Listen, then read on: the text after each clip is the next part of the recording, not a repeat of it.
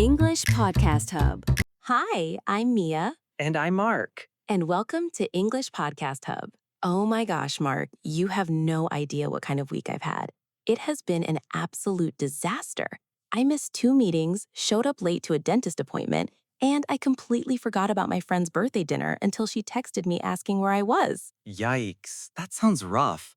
But you know what? I think I know exactly what the problem is. Please enlighten me, oh wise one, because I clearly have no idea what I'm doing with my life right now. Well, it sounds like you need to master time, not just managing it, but actually talking about it correctly in English.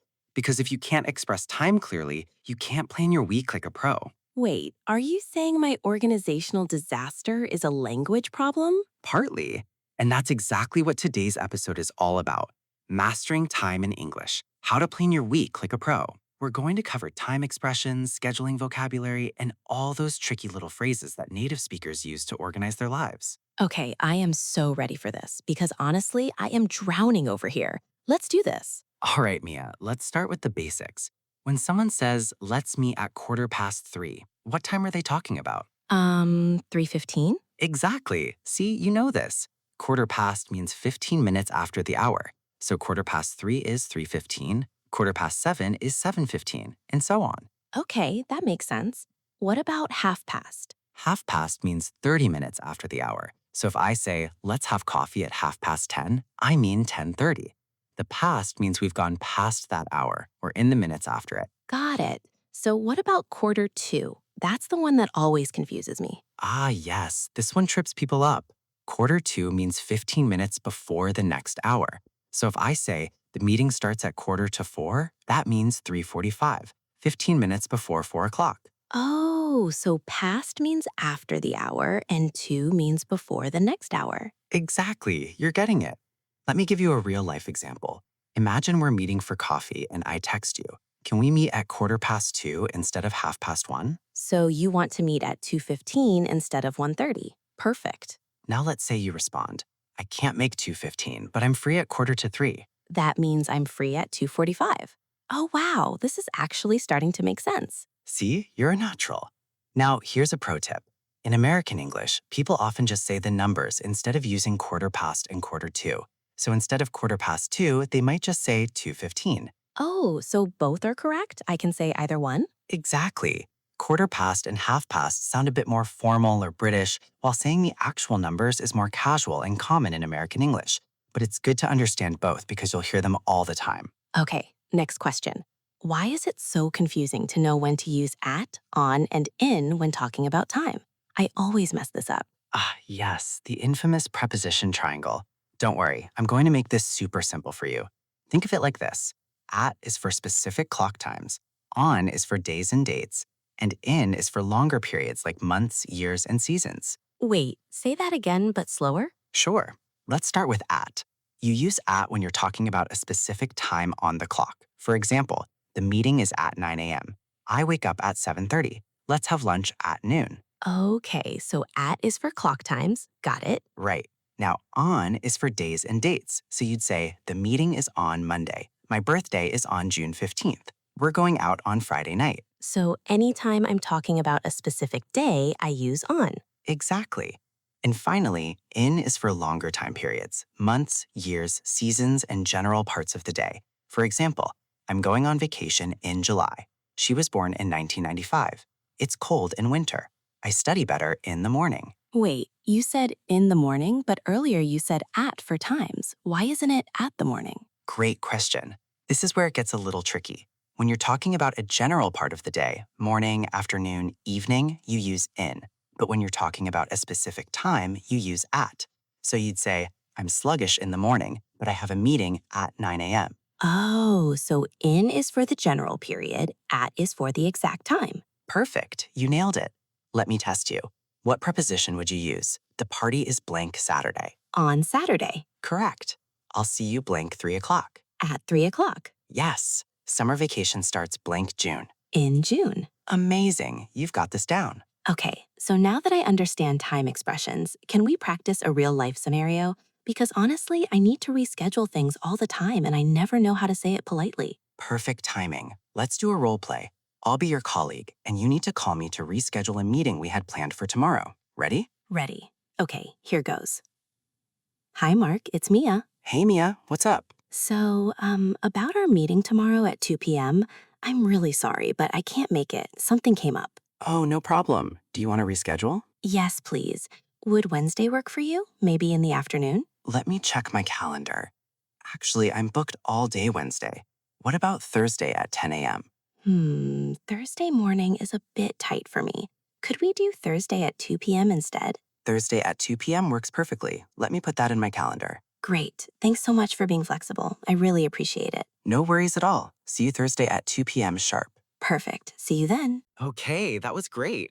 Now let's break down what just happened. First, you use the phrase, I can't make it. That's perfect. It's a natural way to say you can't attend something. Yeah, I've heard that phrase a lot. What are some other ways to say it? You could also say, I won't be able to make it, or I'm afraid I have to cancel, or even, can we push this back, which means to move it to a later time. And did you notice you said something came up? That's another super useful phrase that means something unexpected happened. Oh, yeah. I use that one all the time in my own language, too. And what about reschedule? Is that the official word for changing a meeting time? Exactly. Reschedule means to change something to a different time or date. You can say, can we reschedule? Or I need to reschedule our appointment. And notice how I ended with 2 p.m. sharp? Yeah, what does sharp mean in that context? Sharp means exactly at that time, not a minute late. So if I say, be there at 9 a.m. sharp, I mean you should arrive at exactly 9, not 9:05 or 9:10. It's a way of emphasizing punctuality. Ooh, I like that. So if I want to sound really professional and serious about time, I can say sharp? Exactly. And while we're on the topic, let me teach you a few more time-related phrases that will make you sound super professional. Okay, Mia, imagine you're working on a project and you finish it 2 days before the deadline. How would you describe that? I'm early? Good. But here's a better way to say it. I'm ahead of schedule. This phrase means you're progressing faster than planned. It makes you sound really organized and efficient. Ooh, I love that. What's the opposite? The opposite is behind schedule, which means you're not progressing as fast as you should be. For example, we're behind schedule on this project, so we need to work faster. Okay, so if I'm running late to a meeting, I'm behind schedule? Well, not exactly. Behind schedule usually refers to projects or tasks that take longer than expected, not necessarily being late to a single meeting. If you're late to a meeting, you just say, I'm running late or I'm running behind. Ah, got it. What about when I intentionally leave extra time between meetings so I don't feel rushed? Oh, that's called buffer time. This is such an important concept. Buffer time is the extra time you build into your schedule to account for delays or to give yourself a break between activities. Wait, this is genius. So if I have a meeting at 2 p.m. and another at 3 p.m., I should actually schedule the second one at 3:15 to give myself buffer time? Exactly. That way, if the first meeting runs long or you need a coffee break, you're not stressed. Professional planners always build in buffer time between appointments. Mind blown. Okay, what other secret time management vocabulary do you have? Here's a good one, back to back. If you have meetings or appointments that happen one right after another with no break in between, you can say, I have back-to-back meetings all afternoon. Oh, I hate that feeling. When I have back-to-back meetings, I feel so exhausted by the end of the day. Exactly. That's why buffer time is so important. Another useful phrase is carve out time, which means to deliberately reserve time for something. For example, I need to carve out 2 hours this week to work on that report. So it's like blocking off time specifically for one task? Yes, and speaking of blocking off time, there's also the phrase time blocking, which is a planning technique where you assign specific time blocks to specific tasks throughout your day. Oh, like if I say from 9 to 10 a.m., I'm answering emails, from 10 to 11, I'm working on my presentation? Perfect example.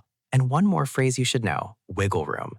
This means flexibility or extra space in your schedule. For example, I scheduled the meeting for 3 p.m., but I have some wiggle room if we need to start a bit earlier or later. These are all so useful. I feel like I'm getting a masterclass in sounding professional right now. You basically are. And the best part is, once you start using these phrases, they become second nature. You'll sound like a time management pro in no time. Okay, Mia, before we finish, I have to confess something.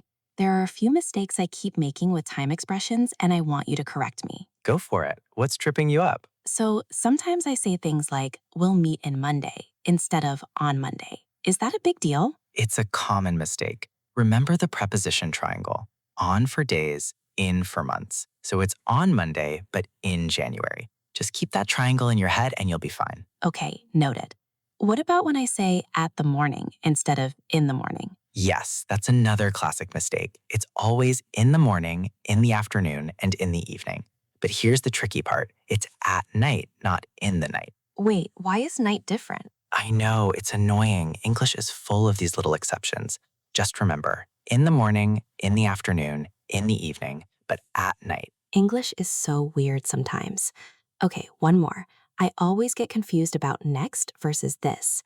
Like if today is Monday and I say this Friday, does that mean the Friday coming up in 4 days or the Friday of next week? Oh, this is a great question because it confuses native speakers too. Generally, this Friday means the Friday of the current week, so the one that's coming up soon. And next Friday means the Friday of the following week. But honestly, to avoid confusion, it's better to just say the date, Friday the 15th. That's such a good tip. I'm definitely going to start doing that. All right, now that we've covered all the technical stuff, let's talk about actually planning your week. Because knowing the vocabulary is one thing, but using it to organize your life is another. Yes, please, because clearly I need all the help I can get. My calendar is a disaster zone right now. Okay, so here's what I do every Sunday evening. I sit down with my planner and I block out my entire week. I look at what's fixed, like work meetings and appointments, and then I fill in the flexible stuff. Wait, you do this every single week? That sounds so time consuming. It takes about 15 to 20 minutes, but it saves me hours of stress during the week. Trust me, it's worth it. And here's a phrase you need to know: pencil in versus pen in. Ooh, what's the difference? When you pencil something in, it means you're tentatively scheduling it. It's not 100% confirmed yet. Like, let me pencil you in for Thursday at 3, but I need to confirm with my boss first. But when you pen something in, it means it's definite and confirmed. Oh, that's so useful. So if someone asks me to meet up but I'm not sure yet, I can say, let me pencil you in? Exactly. It's a polite way of saying you're interested, but you need to check your schedule or confirm other things first. Now, here's another important concept: time thieves. Time thieves? That sounds dramatic. What are those? Time thieves are activities or habits that steal your time without you realizing it, like scrolling through social media for just 5 minutes that turns into an hour, or getting stuck in unnecessarily long meetings, or saying yes to every request without checking if you actually have time. Oh, wow, I am 100% guilty of all of those things, especially the social media one. I'll just check Instagram for a second and then suddenly it's been 45 minutes. Right? We all do it.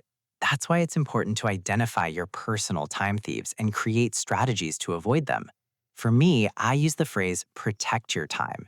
It means you need to guard your schedule and not let other people or distractions take it over. So, how do you actually protect your time? Like, what do you do when someone asks you to do something but you're already busy? Great question. This is where you need to learn how to politely decline or negotiate. You can say things like, I'd love to help, but I'm swamped this week. Could we look at next week instead? Or, I'm at capacity right now, but I can carve out 30 minutes on Friday if that works. Ooh, I'm at capacity. I've never heard that phrase before. What does it mean? It means you've reached your limit. You're at maximum capacity and can't take on anything more. It's a professional way of saying I'm too busy without sounding negative or lazy. I love that. It sounds so much more professional than just saying I'm too busy. Exactly. And here's another useful phrase: let me check my bandwidth. Bandwidth originally refers to internet capacity, but now people use it to talk about their personal capacity for work and activities. So, if someone asks me to join a project, I could say, let me check my bandwidth and get back to you. Perfect. It shows you're being thoughtful about your commitments rather than just saying yes to everything immediately.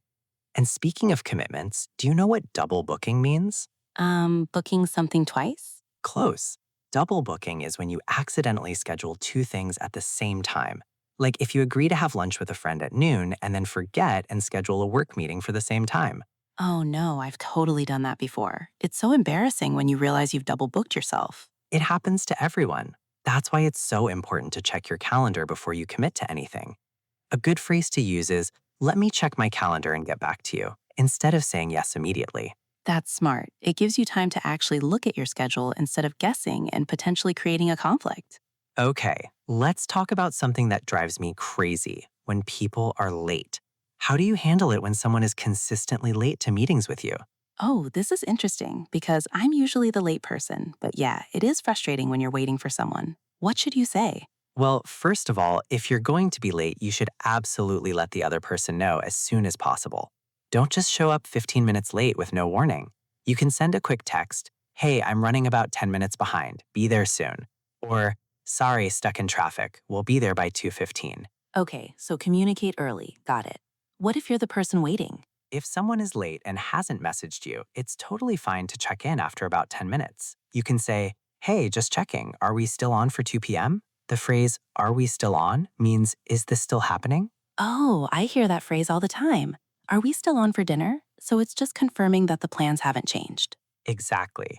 And if someone is chronically late, meaning they're late all the time, you might need to have a direct conversation about it. You could say something like, "I've noticed our meetings usually start about 15 minutes late. Going forward, could we try to stick to the scheduled time?" That's so polite but also direct. I like it. What about when you're the person who's always running behind? How do you get better at being on time? Well, this is where all that planning and buffer time comes in. Here's a trick. If you have somewhere to be at 2 p.m., tell yourself it starts at 1:45. Build in that buffer so even if you're late by your internal clock, you're actually on time. That's sneaky. I love it. So you're basically tricking yourself into being early? Exactly. Another trick is to set multiple alarms or reminders. Like if you have a meeting at 3 p.m., set an alarm for 2:30 that says, "Meeting in 30 minutes, start wrapping up." That way you're not surprised when the time comes. These are such practical tips. I'm literally taking notes right now. What about when meetings run long? Like when you're in a meeting that was supposed to end at 3, but it's 3:15 and people are still talking. That's tough. If you have somewhere else to be, you can politely excuse yourself by saying, "I'm sorry to interrupt, but I have a hard stop at 3:15. That means you absolutely have to leave at that time." Or you can say, "I need to jump to another meeting, but please continue without me." Hard stop. I like that phrase. It sounds firm but professional. Right. And if you're the one leading the meeting and it's running long, you should acknowledge it and either wrap up quickly or reschedule.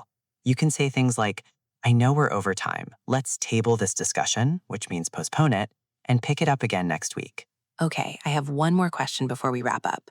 What about all those modern expressions people use about time, like ASAP or ETA? Can you explain those? Oh, yes. These acronyms are everywhere now, especially in text and emails. ASAP stands for as soon as possible. So if someone says, "I need that report ASAP, they mean they need it urgently. Right, I use that one all the time. What about ETA? ETA means estimated time of arrival. It's often used when someone is traveling or on their way somewhere. Like, "What's your ETA?" means, "When do you think you'll get here?" Oh, so if I'm running late, I could text ETA 2:20 p.m.? Perfect. Here are some other common ones. FYI means for your information. TBD means to be determined. That's when you haven't decided on a time yet. And then there's TBA, which means to be announced. What's the difference between TBD and TBA? Good question. TBD usually means the decision hasn't been made yet, while TBA means the decision has been made but hasn't been publicly announced yet. Like, "The meeting time is TBD," means we haven't decided when it will be. But "the guest speaker is TBA," means we know who it is, we just haven't told anyone yet. Oh, subtle difference. Okay, what about 24/7? I hear that all the time. 24/7 means 24 hours a day, 7 days a week. Basically, all the time, constantly. Like, "This gym is open 24/7, means it never closes. Got it. These are all so useful. And I feel like I see them in work emails constantly, but never really understood the nuances. All right, Mia, I think we've covered a ton today. Let's do a quick recap for everyone listening. Yes, so we learned about quarter past, half past, and quarter to for telling time. We mastered the preposition triangle: at for clock times, on for days and dates, and in for months and years. We also practice rescheduling with phrases like, "I can't make it," "something came up," and "does Wednesday work for you?" Exactly. And remember, everyone, planning your week isn't just about managing time, it's about communicating time clearly and confidently in English. And if this episode helped you feel more organized and confident, please don't forget to subscribe to English Podcast Hub. We've got so many more life skills episodes coming your way. And drop a comment telling us what's your biggest time management struggle. We read all your comments and we might even feature your question in a future episode.